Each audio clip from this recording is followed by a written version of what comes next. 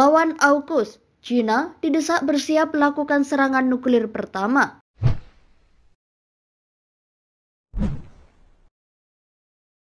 China harus bersiap melakukan serangan nuklir pertama dan harus menyingkirkan kebijakan bukan pengguna pertama senjata pemusnah massal tersebut. Desakan itu disampaikan seorang diplomat seniornya untuk melawan AUKUS, aliansi baru yang dibentuk Amerika Serikat, Inggris, dan Australia. Sa Zukang, diplomat senior yang merupakan mantan duta besar China untuk PBB, menyampaikan seruan itu dalam pertemuan puncak para pakar kebijakan nuklir negara tersebut. Inilah saatnya untuk memeriksa kembali dan menyempurnakan komitmen lama untuk hanya menggunakan nuklir sebagai pembalasan saat Amerika Serikat membangun aliansi militer dan karena meningkatkan kehadiran militernya di lingkungan kita. Kebijakan Beijing saat ini yang telah berlaku sejak 1960-an telah memberi China landasan moral yang tinggi tetapi tidak sesuai.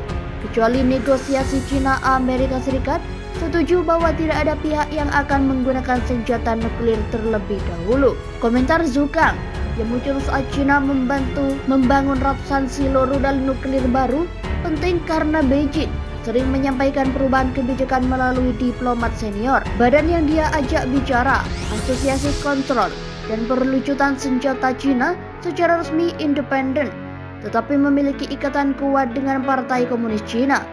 Dia berbicara pada minggu yang sama ketika Amerika Serikat mengumumkan aliansi baru yang besar dengan Inggris dan Australia dijuluki AUKUS untuk menyediakan kapal selam bertenaga nuklir pertamanya.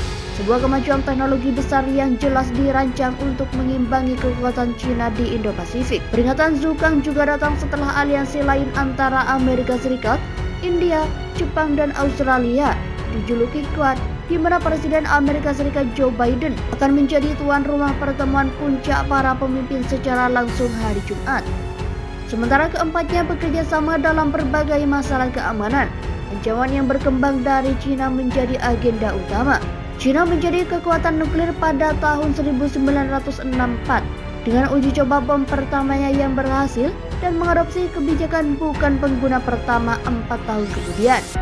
Kebijakan itu menyatakan bahwa Beijing tidak akan pernah menjadi yang pertama menggunakan senjata nuklir dalam konflik, tetapi akan menggunakannya jika diserang terlebih dahulu. Ini mencerminkan kebijakan yang diterapkan Rusia antara tahun 1982 dan 1993, meskipun ditinggalkan karena kekhawatiran bahwa keadaan tentaranya yang melemah setelah pecahnya Uni Soviet dapat mendorong serangan oleh Amerika Serikat. Amerika Serikat memiliki kebijakan untuk tidak pernah menggunakan atau mengancam untuk menggunakan senjata nuklir terhadap mayoritas negara lain, termasuk semua yang tidak memiliki senjata nuklir, tetapi telah mengecualikan China, Rusia, dan Korea Utara dari kebijakan tersebut. Kebijakan nuklir global berubah dengan cepat ketika sejumlah perjanjian era Perang Dingin, terutama New START, Intermediate Range Nuclear Forces Treaty, berakhir, di mana Washington berharap untuk menegosiasikan ulang INF untuk memasukkan China. Zukang dalam pidatonya mengatakan hanya masalah waktu sebelum kesepakatan semacam itu dinegosiasikan, tetapi Beijing harus siap untuk mengambil sikap yang lebih agresif sampai ketiganya menandatangani kertas perjanjian. China berada di tengah-tengah peningkatan besar kekuatan nuklirnya yang dalam beberapa tahun terakhir telah memperingatkan rudal balistik antar benua yang lebih canggih dan rudal nuklir hipersonik yang dianggap tidak dapat dihentikan oleh sistem pertahanan rudal saat ini. Beijing diperkirakan memiliki sekitar 320 hulu ledak nuklir yang dapat dipasang pada rudal-rudal itu saat ini, tetapi juga diperkirakan berada di tengah-tengah perluasan besar persenjataan itu. Perkiraan itu muncul setelah penemuan pada bulan Juli dari 2 pangkalan rudal besar baru yang sedang dibangun di daerah gurun terpencil di China.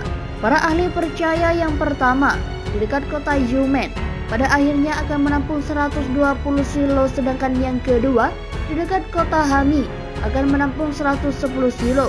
Solusi lainnya sedang dibangun di dekat Jilantai dengan situs yang lebih tua juga sedang ditingkatkan. Setiap silo dapat menampung rudal nuklir, dengan masing-masing rudal mampu membawa hingga 12 hulu ledak nuklir jika China meningkatkan semuanya untuk membawa misil DF-41 terbarunya. Itu berarti persenjataan nuklir Cina secara teoritis dapat berkembang menjadi 875 hulu ledak. Hu Xijin, editor surat kabar Global Times, corong propaganda negara Cina, sebelumnya mendapat bahwa itu harus diperluas menjadi 1000. Langkah itu akan mengangkat Cina di atas kekuatan nuklir berperingkat rendah seperti Inggris, Pakistan, Perancis, dan India yang telah menimbun hulu ledak dalam jumlah ratusan. Tapi itu masih jauh dari Amerika Serikat dan Rusia, dua kekuatan nuklir terbesar di dunia yang memiliki persenjataan masing-masing sekitar 4.000 hulu ledak nuklir. Pembangunan ratusan silo juga menandai perubahan besar dalam ancaman nuklir Cina yang saat ini sangat bergantung pada landasan peluncuran berbasis jalan bergerak dan pesawat pengebom berkemampuan nuklir.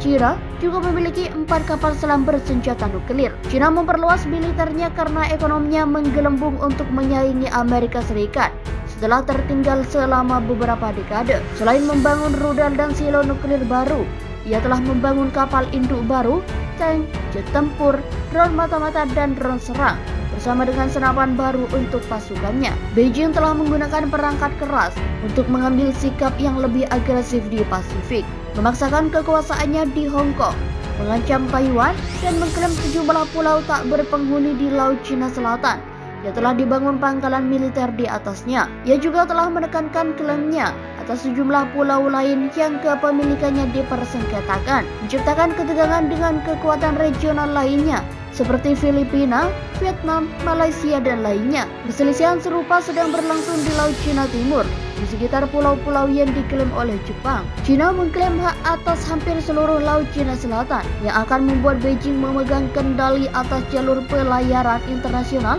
yang sangat berharga, daerah penangkapan ikan yang diandalkan negara-negara tetangga untuk makanan, dan deposit batu bara dan minyak yang melimpah.